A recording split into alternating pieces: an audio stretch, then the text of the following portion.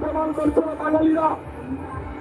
এখানে বিজেপির ঠাই নেই। জেলার মধ্যে দিয়ে মালদা জেলার বিজেপিকে, মালদা জেলার সিপিএম জেলা কমিটির পক্ষ থেকে আহ্বান করছি, অঞ্চলে আমাদের অঞ্চল নেতৃত্ব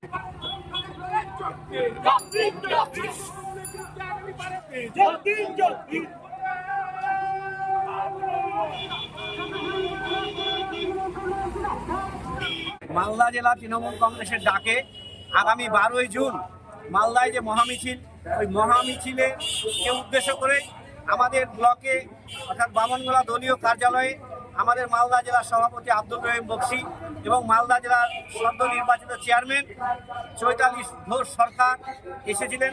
আমাদের মিটিং করে কর্মীদের বার্তা দিলেন যে আগামী যে মহামিছিল, ওই মহামিছিলে কেন্দ্রের বিজেপি সরকার অসম্ভবভাবে জিনিসপত্রের দাম যেভাবে